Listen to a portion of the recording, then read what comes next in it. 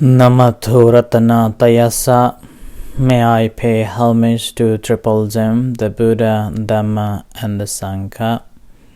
My respect goes to my parents and my teachers. Hello, good evening, everyone.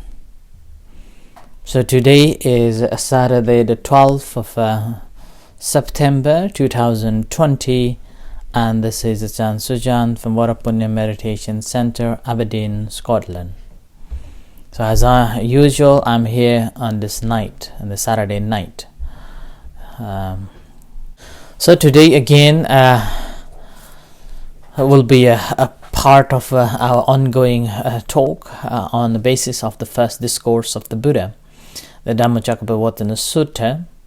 And I've been following and talking on that, and yesterday I completed the 6 factors of an Eightfold Noble Path, which is the Samma Vayama, or the effort. Although there are other couple of things, or the couple of points that is important to note it, but I think that it's sufficient enough for just one effort, right effort, for a whole 1 week, discussing on different aspects of it and how to use that teachings for particularly this COVID-19. And today we are moving on to the next topic, which is a very big topic and a very much onto the mainstream media, and that is Samma Sati, or the right mindfulness. Now, when we talk about the right mindfulness, nowadays I would say barely anyone who doesn't know about it.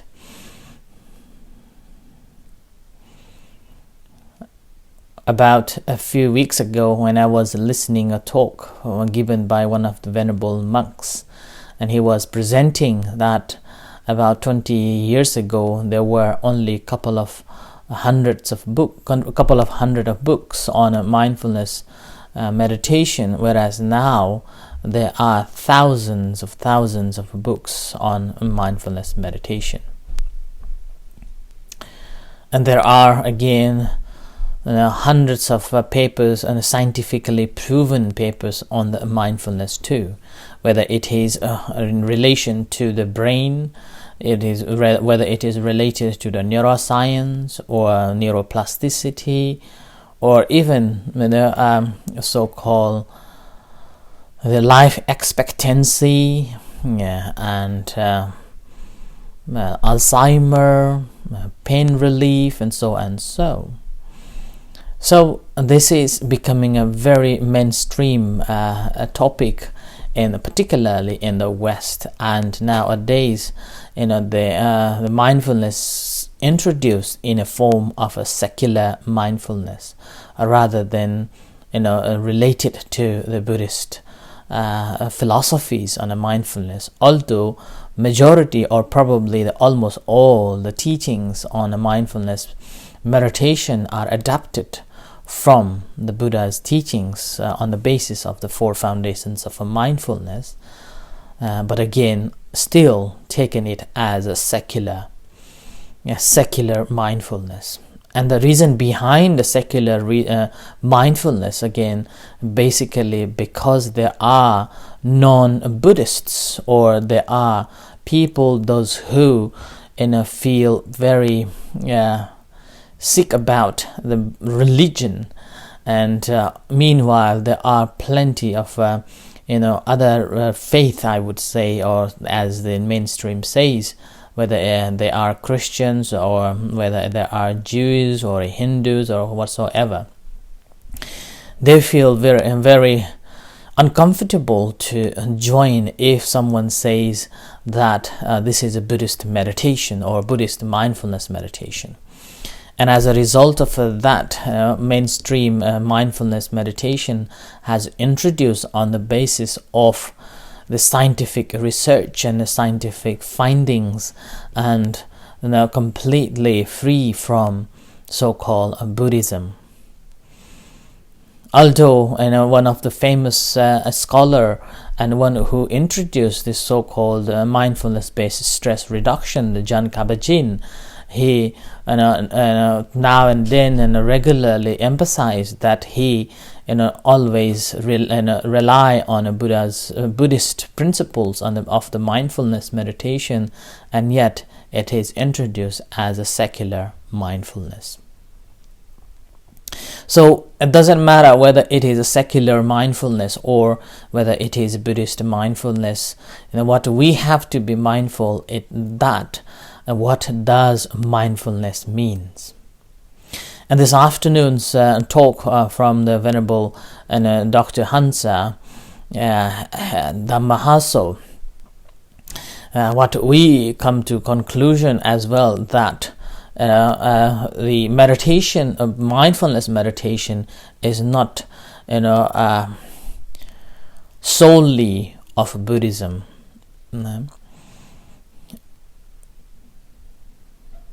So mindfulness meditation is open to all, and Buddha himself didn't even say that this is only for the Buddhists. In fact, there is nothing that a Buddha claimed that this belongs to the Buddhists. But Buddha simply said that whoever practice the path, they will receive the results. On the basis of that, today's topic is a mindfulness, or the Pali words called Samma Sati.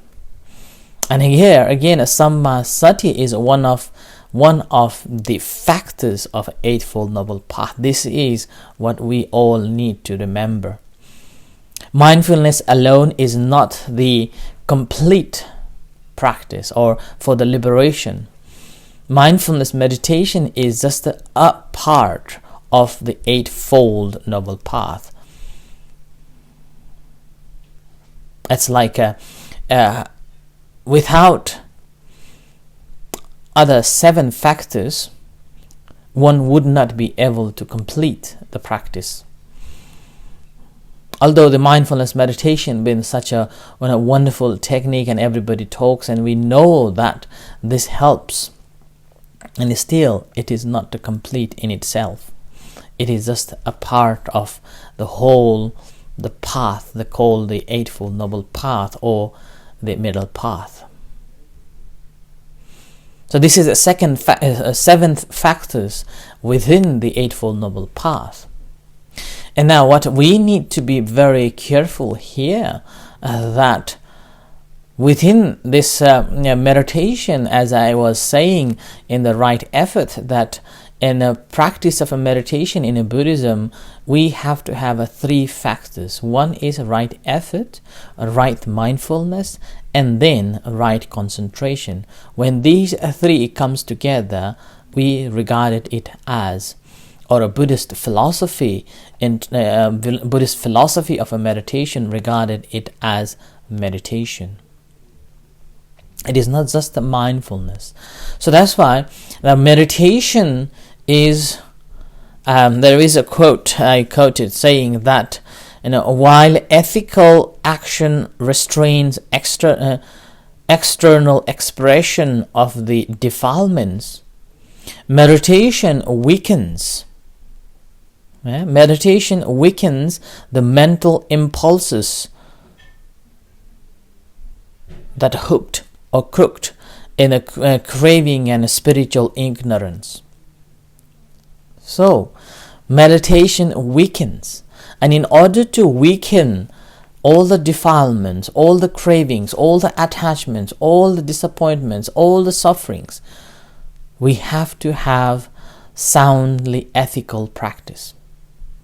So that's why the Sila, Samadhi and Panya comes. And the Sila that we have been talking about, right speech, right action, right livelihood, these are the ethical practice that we have to establish as a foundation ground in order to practice the meditation.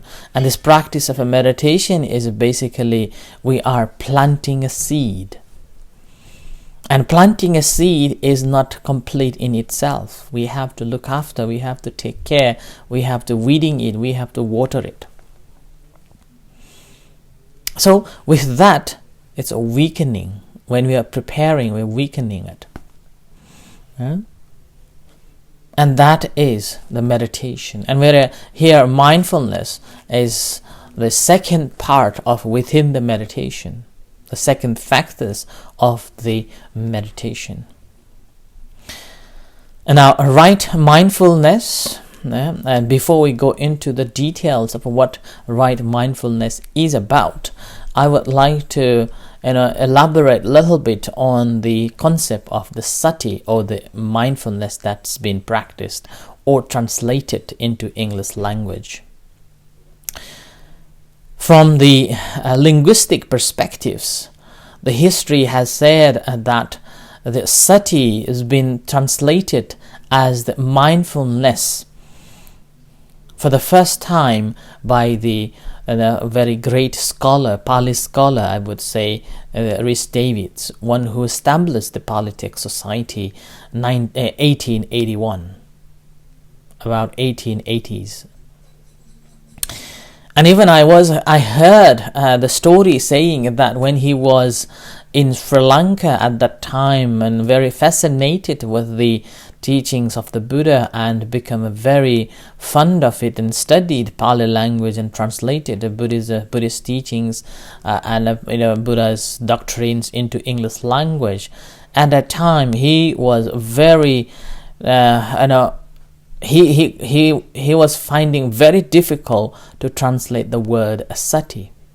And as a result of that, he was traveling, speaking with the great masters of that time in Sri Lanka and trying to make sense of the sati means. What does it mean?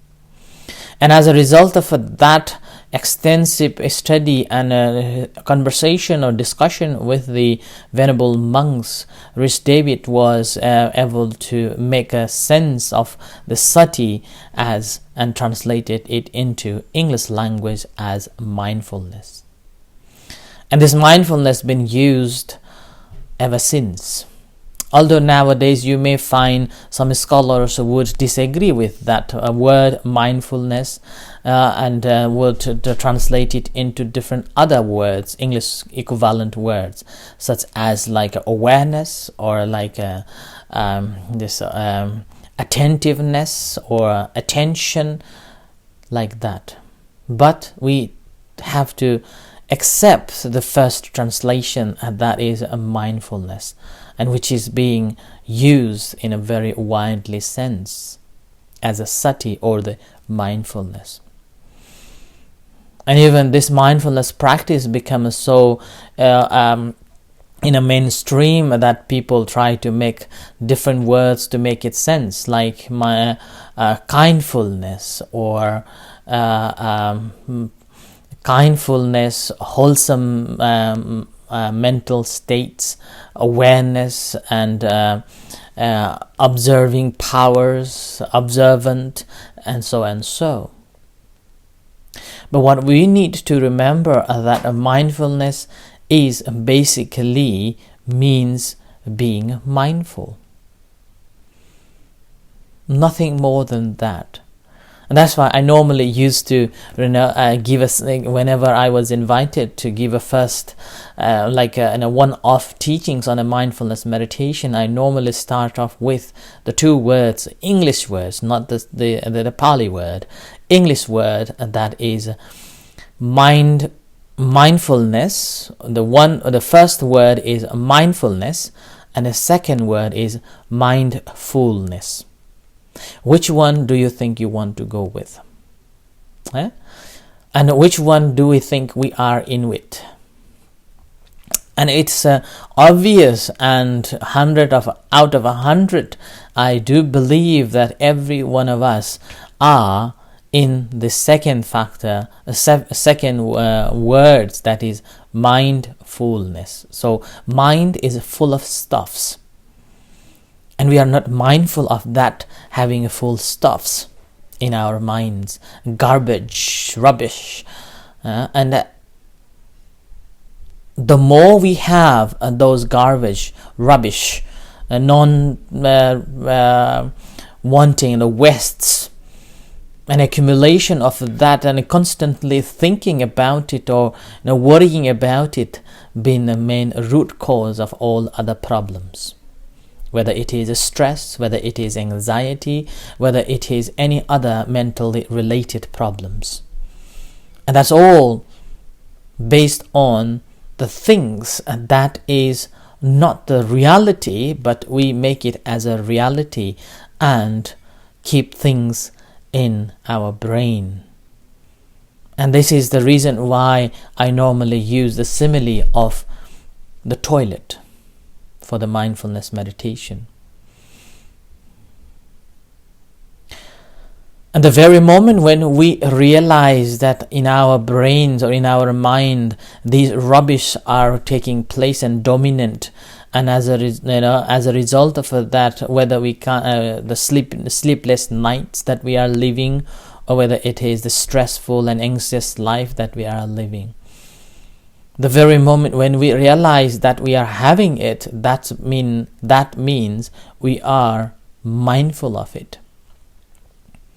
We are mindful that these things happening, these things that we have, and these things are causing the trouble. So that's the true realization by self-experience, the experience that you gain through understanding or realizing. It's called a parinyaya, clear understanding of that. And here I give a simile of the toilet. Why do we need a toilet? Yeah. So the toilet we need to get rid of something that is waste in our body, which is causing us a trouble, which is causing us a difficulties, and which is causing us so stressed. And we look for the toilet. But the rest of the time we do not think of a toilet at all, or even we don't have any thought of a toilet at all. The very moment when we realize when we have got this trouble of going to toilet, immediately we think of a toilet, where I can get the toilet, which place, how I can get it, how long will it take it. And we go into the toilet and take any rubbish or the waste thing that is causing a trouble to let go. The very moment once we have let it go, we feel happy, we feel cheered, and I call it heaven on earth. So toilet is a heaven on earth. Believe me, you have experienced it. And I do believe that every one of us has such an experience too. And the practice of a mindfulness meditation is like that too. Our mind, we have constantly so many waste things that we have accumulated. Day after day, moment after moment, through our eyes, ears, nose, tongue and body, we have accumulated so much rubbish in our brain, and accumulating not only the accumulation but proliferation, exaggeration, so-called papancha, proliferating, exaggerating, going after again and again, why it is, why not that, this and that. And that's how we are disturbed. That's how we got an anxious mind. That's how we got the stress. That's how we got mentally trouble. That's why we cannot sleep. But we don't have a physical toilet for the mind. So meditation is such a beautiful tool that you can use it. I call it invisible toilet. So when you learn to meditate, basically you are creating this invisible toilet for your own safety. Whenever you need it for the mental comfort, you simply go into that invisible toilet and release all the wastes and free yourself. All what you need is to remember that you got this key. You got this key to get into the toilet. That's all you needed. And this is remember. So remembering is the key word here. And that remembering, or recognizing and remembering, these two words known as a sati. So in the Pali term, the sati means remembering, recognizing. So that's why remember to recognize it or recognize it as you remember it. The very moment when you remember to do it, the rest, all the things is become clear, and that's how you become mindful of every moment, every time, and that's how you become free. That's how you find happiness and a peace. It's like you're having, after desperate need of a toilet, you got a toilet and you sit on and release. Remember, you have to know how to flush it away too. If you keep it, then stinky.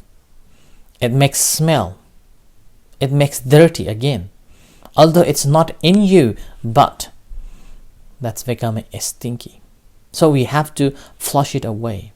So practice of a meditation is practice of a mindfulness meditation is like that too. Once you have realized it, understood it, we have to let it go.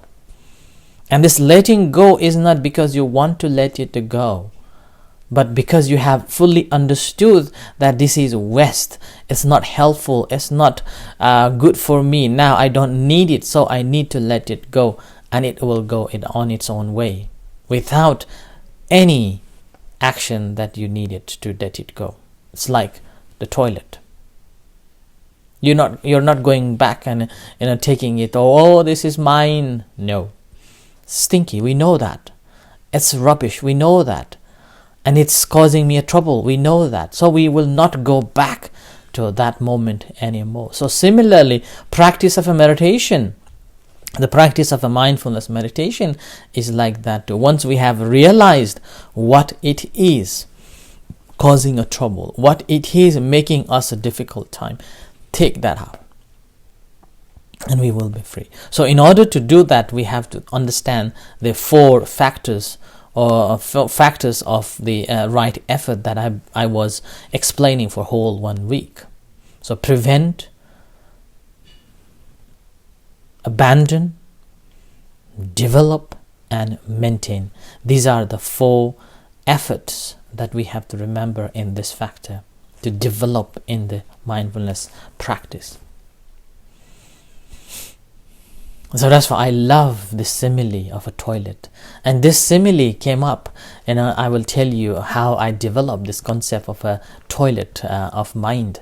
It was around 2013.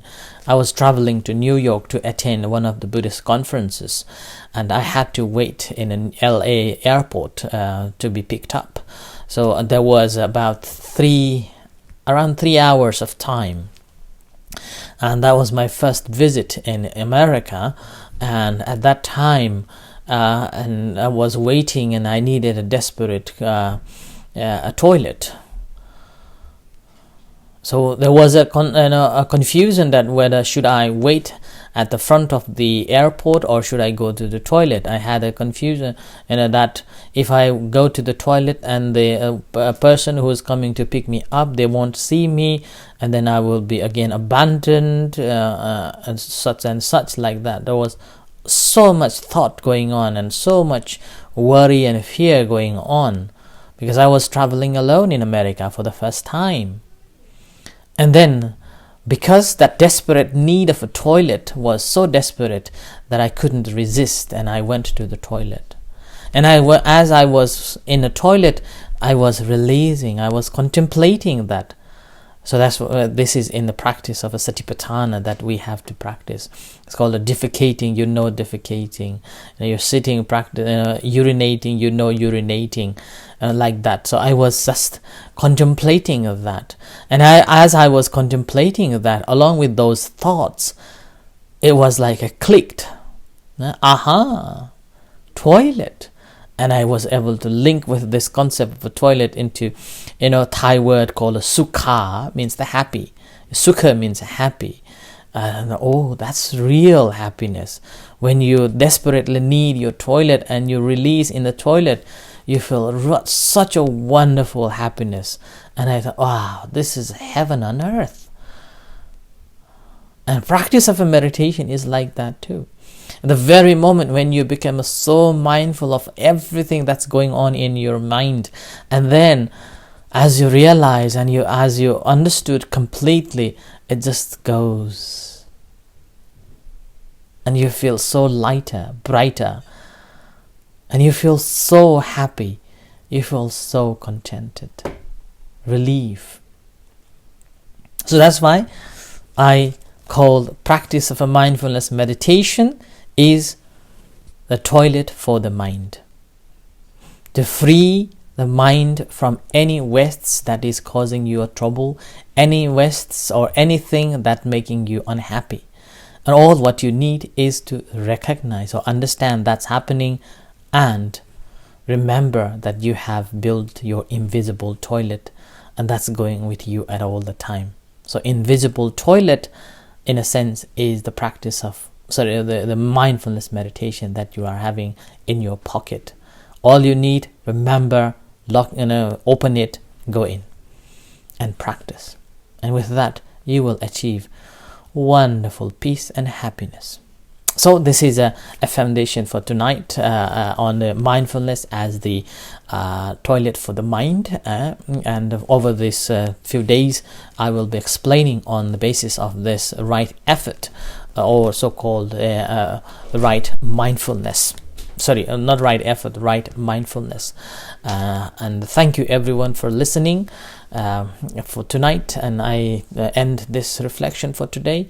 And may you all be well and happy, and wish you all have a wonderful weekend, and may the Buddha Dhamma Sangha bless you, and see you tomorrow at the same time. And meanwhile, in a few moments time, we will have a evening chanting and guided meditation. You are most welcome to join with us. Until then, good night and see you shortly. Thank you.